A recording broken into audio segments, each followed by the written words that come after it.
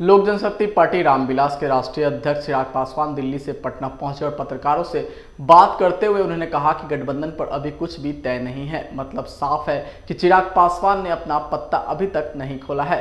गठबंधन को लेकर कोई चर्चा नहीं है। बिहार को बनाना हमारा काम है, उसी में हम लोग लगे हुए हैं। वहीं पशुपति कुमार पारस के बयान पर उन्होंने कहा कि हमें कभी अपना भतीजा नहीं माना, पार्टी परिवार को तोड़ने का काम किया है। उनको हमारी चिंता करने की कोई ज़रूरत नहीं है। अगर मैं उनका अपना बेटा होता तो क्या वो ऐसा हमारे साथ करते। लेकिन बहुत ही दुख का कारण है कि वह कहते हैं कि वह मेरा खून नहीं है। यह बहुत ही दुर्भाग्यपूर्ण है। वह देश के केंद्रीय मंत्री हैं, उनको बहुत सारा काम करना चाहिए। हमारे बारे में चिंता करना वह छोड़ दे। आगे उन्होंने कहा कि नीतीश कुमार दिल्ली जाने से कोई फायदा नहीं है। 40 सीट वाली पार्टी प्रधानमंत्री का सपना कैसे देख सकता है। सुनिए और क्या कुछ कह रहे हैं चिराग पासवान।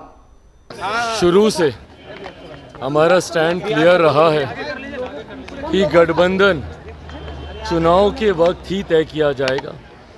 जब चुनाव समीप आएंगे उसी वक्त ये तय किया जाएगा कि लोक जनशक्ति पार्टी रामविलास किस गठबंधन का हिस्सा है। तब तक हम लोग की प्राथमिकता पार्टी के संगठन को मजबूत करना, जनता के बीच जाना, अपने जनाधार को बढ़ाना, इसी प्राथमिकता के ऊपर फिलहाल पार्टी का ध्यान केंद्रित है और उसी पर हम लोग अभी काम कर रहे हैं। चिराग जी, सुरजभान सिंह जो कि आपके काफी ज्यादा करीबी है, उन्होंने कल एक बयान दिया है और कहा है कि अगर चिराग पासवान और पशुपति पारस एक साथ नहीं आते हैं तो बहुत ही दिक्कत हो जाएगी। भाई क्या दिक्कत होगी, नहीं दिक्कत होगी, वो अभी जहाँ पर हैं वहाँ की वो चिंता करें।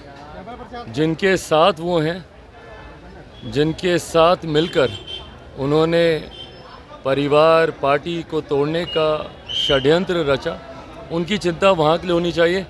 मेरी चिंता करने के लिए पार्टी के तमाम कार्यकर्ता हैं और हम लोग भाई उस दौर से अब बहुत आगे निकल चुके हैं। पर पशुपति पारस ने तो साफ कह दिया कि चिराग पासवान हमारे भतीजा नहीं, हमारे खून नहीं है। भाई अफसोस इसी बात का है कि उन्होंने कभी मुझे अपना माना ही नहीं ना। दिक्कत तो इसी बात की थी। पापा के जाने के बाद परिवार के सबसे बड़े वही थे।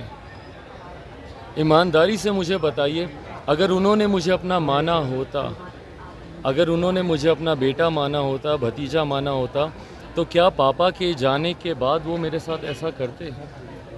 अगर मैं उनका अपना बेटा होता तो क्या वो ऐसा करते? भाई अगर कहीं पे कोई कठिनाई थी, बैठते ना, समझाते, बात करते। पर इस तरीके से, जिस तरीके से पार्टी को तोड़ा गया, परिवार को तोड़ा गया, दुख तो इसी बात का है कि उन्होंने कभी मुझे अपना माना ही नहीं। आज पापा के जाने के बाद जिन परिस्थितियों में उन्होंने मुझे धकेल दिया, अगर वो मुझे अपना मानते तो संभवतः शायद वो कभी ऐसा करते नहीं। बट बहरहाल अब इन सब चीज़ों से बहुत आगे मैं निकल चुका हूँ, मेरी पार्टी निकल चुकी है। पर बार बार ये बात करते, पर इस तरीके से, जिस तरीके से पार्टी को तोड़ा गया, परिवार को तोड़ा गया, दुख तो इसी बात का है कि उन्होंने कभी मुझे अपना माना ही नहीं।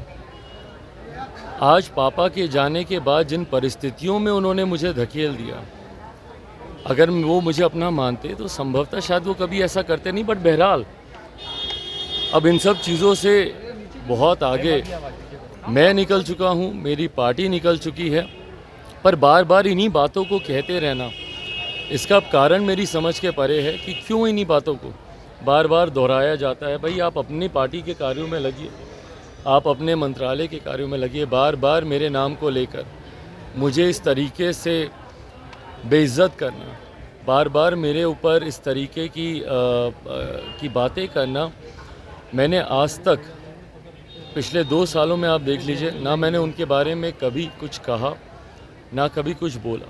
पर उन्होंने हमेशा समय समय पर रह कर जिस तरीके से मुझे अपमानित करने का, मेरे परिवार के बारे में बातें करने का, भाई आज की तारीख में एक बड़ी जिम्मेदारी है केंद्रीय मंत्री के तौर पर आपके पास। उन जिम्मेदारियों को आप निभाइए। एक सांसद के तौर पर आपके पास एक बड़ी जिम्मेदारी है, एक पार्टी के अध्यक्ष के तौर पर आपके पास एक बड़ी जिम्मेदारी है। पर बार बार मेरे बारे में बातें करना, मेरे परिवार के बारे में बोलना और ये कहना कि भाई हम खून नहीं है। कैसे खून नहीं है भाई? आप नहीं मानिए अलग बात है, आप नहीं मानिए अलग बात है, पर एक परिवार का हिस्सा होने के बाद ये कहना कि वो मेरा खून नहीं है, हमारे खून में फ़र्क है। भाई आप मेरे पिता के भाई हैं ना, उसको तो कोई नहीं झुटला सकता। आप मुझे अपना भतीजा माने नहीं माने, पर आप मेरे पिता आदरणीय रामविलास पासवान जी के भाई हैं, और इस तरीके से कहना कि वो मेरा खून नहीं है, मैं उससे अपना भतीजा नहीं मानता, गलत है। पर ठीक है, उनकी नीतीश सोच कुमार है। एक बार फिर से दिल्ली गए हैं और विपक्ष के तमाम बड़े नेताओं से मुलाकात भी करेंगे। करें, अच्छी बात है, अच्छी बात है। ये प्रयास वो कई बार पहले कर चुके हैं। देखिए, इस बात को स्पष्ट मैं पहले भी कर चुका हूँ मुख्यमंत्री नीतीश कुमार जी से, विपक्ष एकजुट हो जाए ये असंभव है। वैसे भी विपक्षी एकता अपने में एक बहुत बड़ा भ्रम है भाई। आज की तारीख में किसी विषय पर पूरा विपक्ष एकजुट हो जाए ये हुआ नहीं है। 2014 में भी इन लोगों ने करने का प्रयास किया, 19 में भी करने का प्रयास किया, पुनः ये 24 में भी करने का ये प्रयास कर रहे हैं, ये होगा नहीं। और ऐसे में मुख्यमंत्री नीतीश कुमार जी से तो ये असंभव है भैया। हम बार बार कह चुके हैं कि कई ऐसे वरिष्ठ बड़े नेता हैं विपक्ष में, जिनकी पार्टी बड़ी है, जिनका दल बड़ा है, ऐसे में कोई 40 विधायक वाले को अपना नेता माने ये होगा नहीं। करने का प्रयास किया, 19 में भी करने का प्रयास किया, पुनः ये 24 में भी करने का ये प्रयास कर रहे हैं, ये होगा नहीं। और ऐसे में मुख्यमंत्री नीतीश कुमार जी से तो ये असंभव है भैया।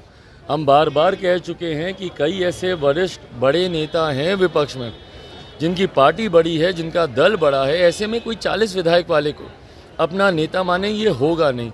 और दूसरा, किस मॉडल के साथ वो जा रहे हैं। बिहार में आज की तारीख में जो परिस्थिति है, जलते हुए बिहार को छोड़कर अपने प्रधानमंत्री बनने के ख्वाब को वो पूरा करने गए। उनके पास इतनी फुर्सत नहीं है कि बगल में भाई शास्त्री नगर है वहाँ पे चले जाएं। वहाँ पे लोग किस बदहाली में जी रहे हैं उनको देखने की फुर्सत मुख्यमंत्री नीतीश कुमार जी के पास नहीं है। पर अपने प्रधानमंत्री बनने के सपने को पूरा करने के लिए यहाँ पर लोगों को जलता हुआ छोड़कर वो दिल्ली भागे गए। तो ये प्राथमिकता इनकी दर्शाती है। ये दर्शाता है कि मुख्यमंत्री नीतीश कुमार जी के सामने उनकी व्यक्तिगत महत्वाकांक्षाओं के अलावा बिहार या बिहारियों की उम्मीद पर खड़ा उतरना कोई मायने नहीं रखता। अगर आपने अभी तक हमारे चैनल को सब्सक्राइब नहीं किया है तो हमारे चैनल को जल्द से जल्द सब्सक्राइब करें, लाइक करें, शेयर करें और कमेंट करें। क्या आप पत्रकारिता के क्षेत्र में अपना कैरियर बनाना चाहते हैं? तो आज ही royal Ashoka institute of mass communication and journalism में अपनी जगह सुनिश्चित करें। आर्यभट्ट ज्ञान विश्वविद्यालय पटना से मान्यता प्राप्त 100% प्लेसमेंट के साथ royal Ashoka institute of mass communication and journalism नामांकन जारी है। हमारा पता है DS/16 गायत्री मंदिर के समीप, कंकड़ बाग, पटना 8,20,000। आप हमें संपर्क भी कर सकते हैं। हमारा मोबाइल नंबर है 9955456126।